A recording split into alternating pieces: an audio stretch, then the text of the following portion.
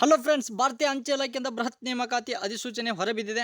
July 2026 GDS schedule 2 ಅಡಿಯಲ್ಲಿ ಸಾವಿರಾರು ಖಾಲಿ ಹುದ್ದೆಗಳಿಗೆ ಅರ್ಜಿ ಆಹ್ವಾನಿಸಲಾಗಿದೆ.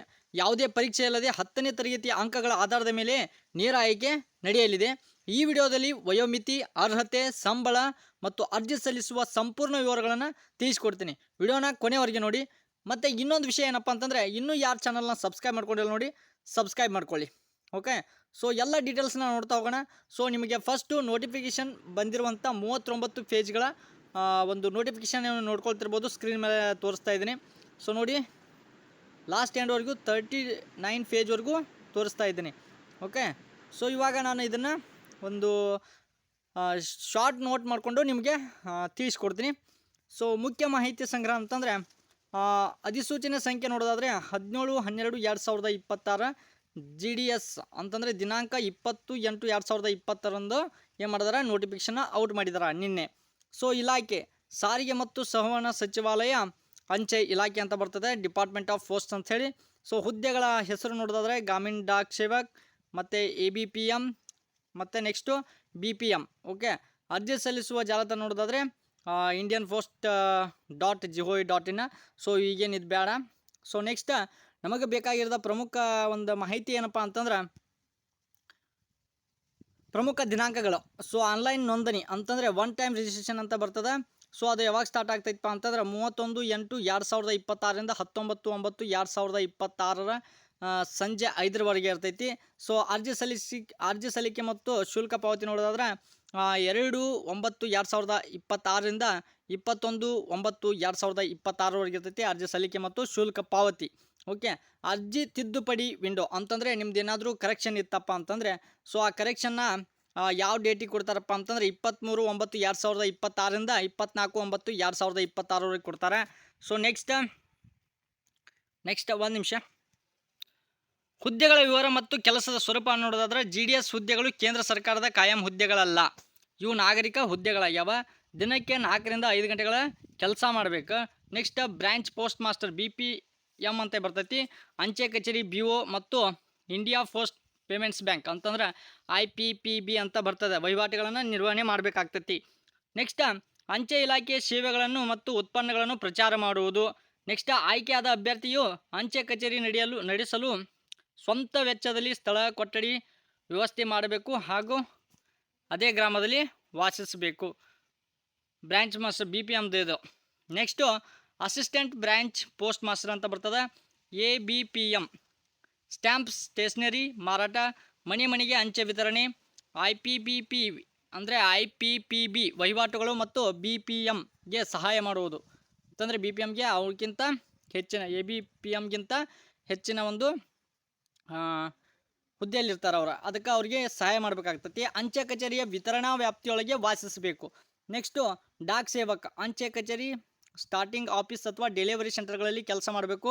ಅಂಚೆ ಚೀಲಗಳ ನಿರ್ವಹಣೆ ಮತ್ತು ವಿತರಣೆ ಮಾಡುವುದು ಡಾಕ್ ಸೇವಕ ಅವರ ಕೆಲಸ ಆಗಿರ್ತೈತಿ. ಇಲ್ಲಿ ವೇತನ ಮತ್ತು ಭತ್ಯೆ ವಿವರ ನೋಡೋದಾತಂದ್ರೆ, GDS ನೌಕರರಿಗೆ ಟೈಮ್ ರಿಲೇಟೆಡ್ ಕಂಟಿನ್ಯೂಟಿ ಅಲವೆನ್ಸ್ ಇರ್ತದೆ.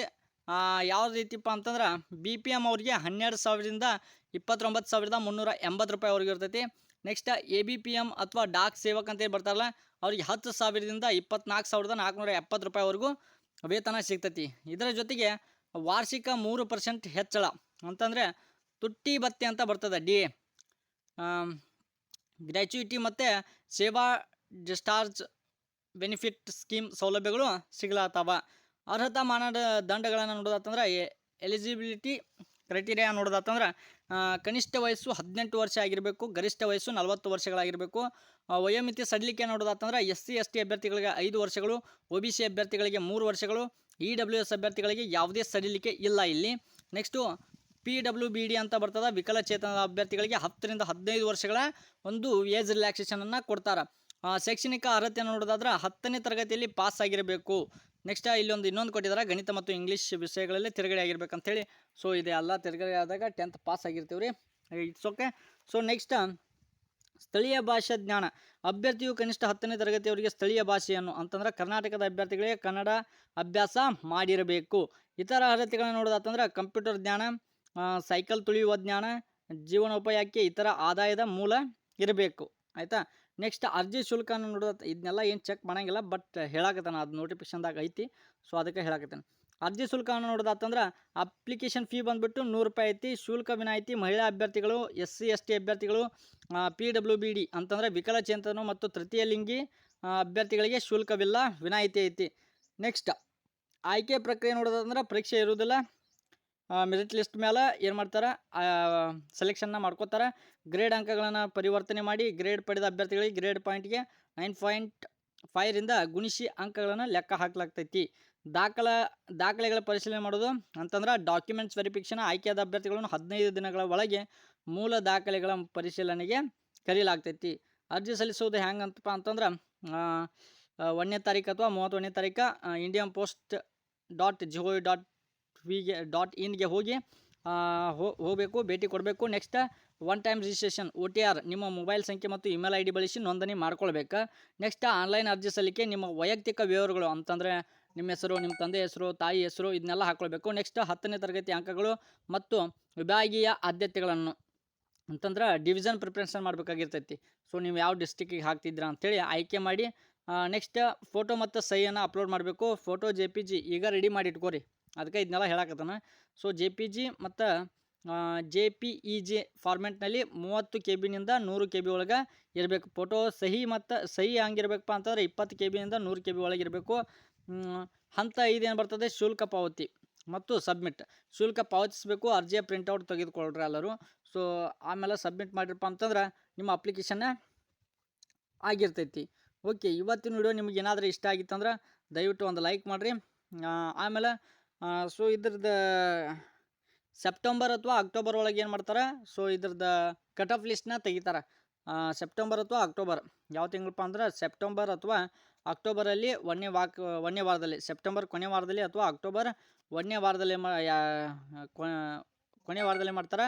ಸೊ ನಿಮ್ಮದೊಂದು ಕಟ್ ಆಫ್ ಲಿಸ್ಟ್ನ ಬಿಡ್ತಾರೆ.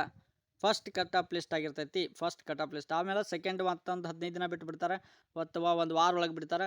ಸೊ ಹಿಂಗೆ ನೋಡಿರಿ ಯಾರ್ಯಾರ್ದೆಲ್ಲ ನನಗೆ ಅನ್ಸಿದ ಮಟ್ಟಿಗೆ ಇದೇನು 90 ಕೆಳಗಂತ್ರಿ ನಿಲ್ಲಂಗಿಲ್ಲಪ್ಪ ಅನ್ನಿಸ್ತೈತಿ.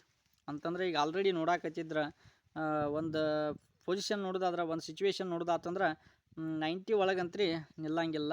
ಸೊ 90 ಮ್ಯಾಲೆ ಇದ್ದವರು ಹಾಕ್ಬೋದು.